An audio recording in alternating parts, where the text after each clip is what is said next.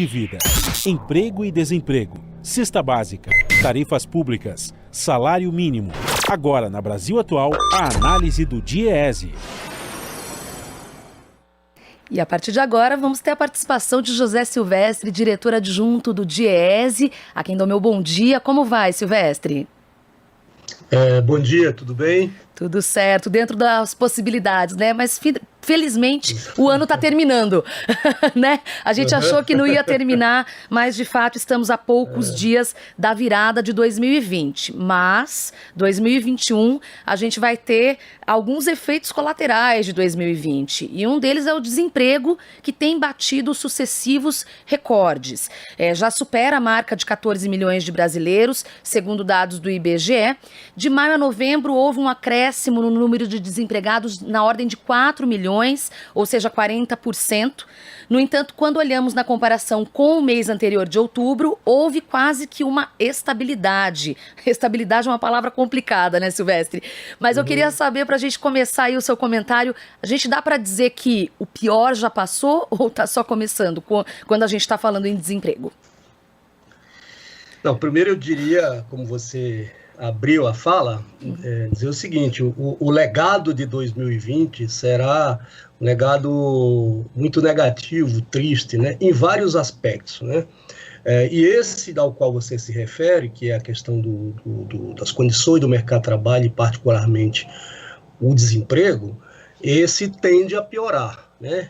A gente, olhando os dados aí divulgados pelo IBGE, a gente tem notado, né, que sobretudo ali a partir de setembro, que o mercado de trabalho piora, a taxa de desemprego aumenta, né, portanto a desocupação, e isso deve permanecer em 2021, né, porque você tem aí primeiro que você tem aí dois aspectos fundamentais que devem influir muito nessa questão, que é o seguinte: você tem, de um lado, a perspectiva de o fim efetivo do auxílio emergencial, que está apontado aí, né, para o começo do ano, ou seja, seria agora em dezembro, encerraria, e o segundo você ter também aí o afrouxamento, né, do isolamento social. Isso faz com que as pessoas voltem a procurar emprego, né? Porque a taxa de desemprego ela se manteve estável mais ou menos ali até por volta de agosto, setembro, também em razão disso. Quer dizer, as pessoas não tinham perspectiva, além de estar no isolamento social, que, portanto, elas estavam com restrições para sair, né, para procurar emprego. À medida que você tem esse afrouxamento do isolamento social, as pessoas voltam a procurar emprego. E, evidentemente, com muitas dificuldades, né, para encontrar emprego. Então, falta de perspectiva em relação a isso. Então, esses dois aspectos contribuem para o aumento do desemprego, em que pese você ter para 2021 os indicadores, as projeções para o crescimento da economia, tá? Isso será certamente insuficiente para fazer frente à necessidade que a economia tem para gerar postos de trabalho na magnitude que seria necessária para minimamente aí amenizar a situação de desemprego das pessoas. E, sobretudo, as pessoas que mais sofreram foram as pessoas, estão sofrendo, né? São os chamados trabalhadores do mercado informal. Sobre isso, inclusive, eu queria justamente perguntar a questão da informalidade, né? Porque a gente vê pesquisas sobre ocupação, desemprego, mas há uma grande parcela das pessoas que caiu na informalidade. Então, como mensurar isso, né? Considerando o que você já apontou, que haverá o fim, há o fim do auxílio emergencial, que injetou artificialmente, mas foi fundamental, né, o dinheiro na economia, porque a gente está falando de poder de consumo. Mas e essa questão da segurança do trabalhador, né? Porque, como eu disse, a informalidade, acho que a gente vai demorar muitos anos para entender esse processo de informalidade também no esteio desse desemprego, não é, Silvestre? Sim, a questão da informalidade, que é estrutural do mercado de trabalho brasileiro, quer dizer, ela fica mais escancarada, digamos assim, com a pandemia. Tanto é que se nós olharmos os dados do IBGE, mostra que relativamente o crescimento maior, né, do desemprego, né, e da falta de perspectiva nos trabalhadores informais. Além disso, você teve, né, isso, como eu falei, só se agravou na pandemia, mas a gente observa, a partir, sobretudo, ali da reforma trabalhista no final de 2017, né, quando ela entra em vigor, em novembro de 2017, a gente observa que há uma piora das condições de trabalho, há uma piora, quer dizer, uma precarização do mercado de trabalho, né, e ela vai se aprofundando a partir agora da crise pandêmica, a partir de março, abril, enfim.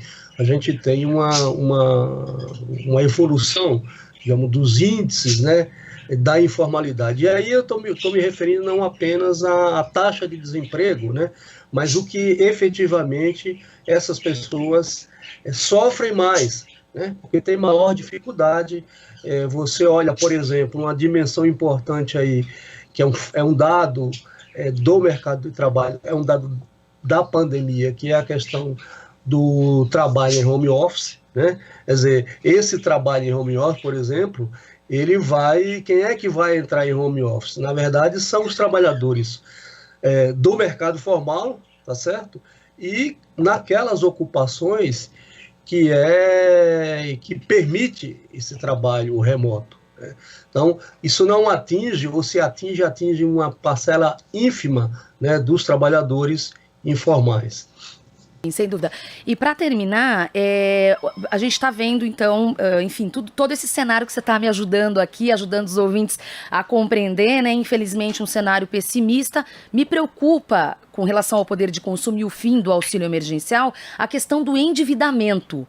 Como conseguir equacionar isso? É possível no curto prazo? Porque as pessoas têm fome, as pessoas têm emergências e com o fim do auxílio, eu imagino que a taxa de endividamento, deverá aumentar, não é? Ou não? É provável que sim, que cresça o endividamento das famílias, até porque, o que ocorre? O auxílio emergencial, mesmo ele tendo sido reduzido, né, ele era de R$600, que aliás é bom que se frise, é bom que se enfatize que o governo era contra o auxílio emergencial, e foi a pressão dos movimentos sociais, do movimento sindical em particular, junto ao Congresso Nacional, que acabou aprovando, né, lá no início, lá em março, ali em abril, o valor de R$600. Primeiro o governo não queria, e era R$200. Depois acabou sendo aprovado aí os R$600. Depois foi reduzido, se não me falha a memória, a partir de outubro, para R$300, né? E agora a perspectiva de nós não termos nada. Então isso certamente vai afetar o rendimento das famílias, né? Vai afetar o consumo, deve aumentar o endividamento dessas pessoas, porque elas não têm perspectiva. Quer dizer, com o fim do auxílio e sem emprego, né, que as pessoas perderam os seus empregos, né, é uma situação crítica e que, portanto, vai também aumentar a desigualdade, vai aumentar a miséria, né? Porque o auxílio emergencial, não há dúvida que ele teve uma contribuição importante, inclusive para que a queda na economia não fosse tão acentuada, né? Porque é isso que você falou, quer dizer, esses recursos, eles foram fundamentalmente todos destinados à economia, ao consumo, né? Porque as pessoas precisam comer, e, portanto, o auxílio teve um efeito benéfico também, e sobretudo em relação ao consumo, portanto, à economia nesse período. E com o fim do auxílio emergencial, é isso, nós vamos certamente assistir uma piora, né, um aumento da miséria, um aumento da pobreza, como já está sendo projetado. Tá certo. Bom, esse foi José Silvestre, diretor adjunto do DIEESE. Muito obrigada pela participação, Silvestre. Até uma próxima.